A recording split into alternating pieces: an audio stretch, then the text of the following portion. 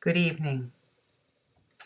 After a long time, thanks for joining me, by the way, with me and Chewy here.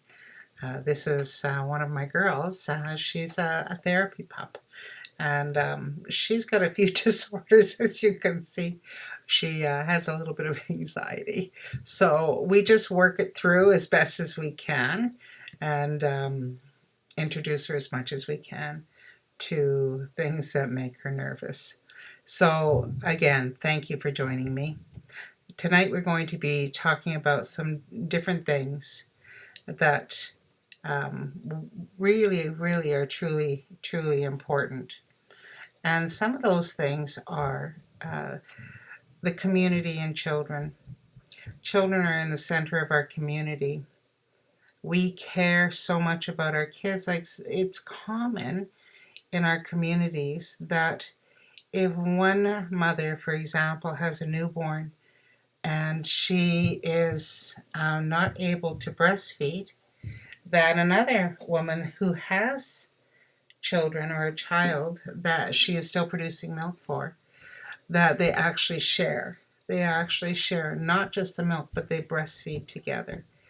That they become and share a common bond by looking after each other's children and being a part of a relational family. So another part that I can talk to very briefly is the importance of feasting, and when we talk about children and the importance there in the community, in our medicine wheel we put the children in the center. Our community is a medicine wheel. Our planet is a medicine wheel. Our universe is a medicine wheel, and even down to different stars and different planets. Those are also forms of medicine. So, in the center of our medicine wheel are the children. And on the inside ring, like if we put all children in the center, what happens is that the adults on the outside have the responsibility of looking after the children and making sure that they're provided for and that they've got food and lodging and things in life that they're going to need on a physical plane. So, guidance, teaching our youth how to hunt and feed, those are all adult responsibilities. We have different ceremonies and we also have different protocols all through life. We have a walkout ceremony from when a child takes their first steps on the outside world.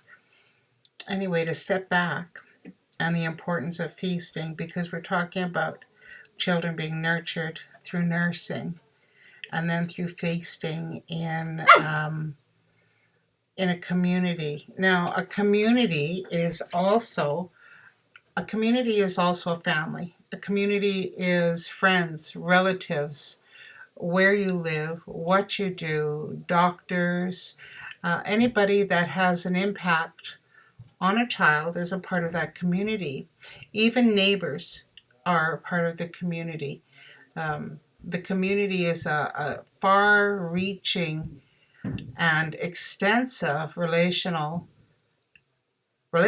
really, with not only our Mother Earth, but everything in it.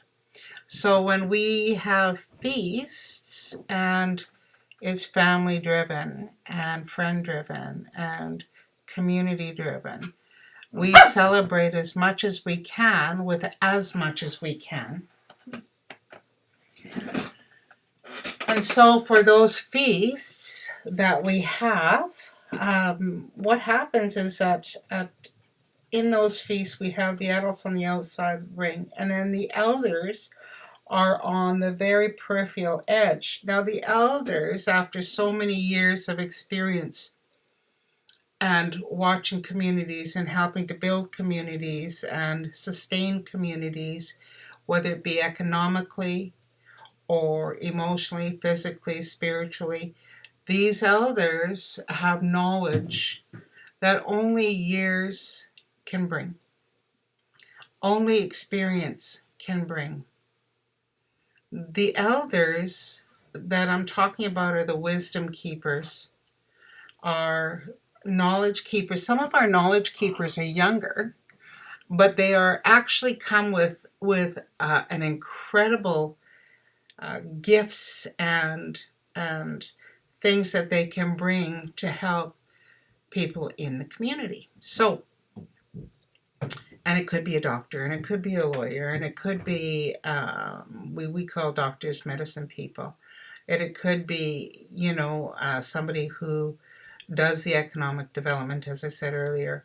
Each person has their role, but if you have that expertise of people from years and years of history, it brings something very special. And so the goal is to have the elders teach the children and the children to be with the elders. And what better place to teach respect other than at the dinner table? So when we put elders and children or youth together, we teach respect and love and all of the sacred teachings right then and there.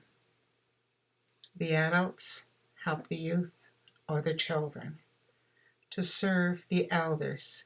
The elders sit with the children or the youth and share knowledge, teachings. They can build confidence. They can do all kinds of things, given that opportunity to be with them. And so that's one of the reasons it's so very important that when we feast, that we encourage our youth. And we start teaching this from the time that a child has their walkout ceremony, their respect to elders, and the elder involvement in their lives. And so when we have feasts and food, and elders automatically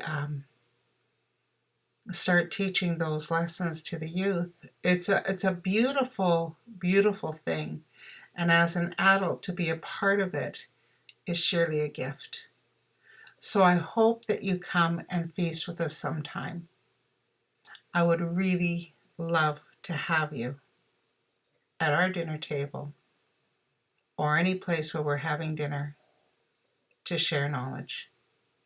My name is Okamake Pematet, Nehaskanwa, and I am so glad to be a part of your world. Together in peace.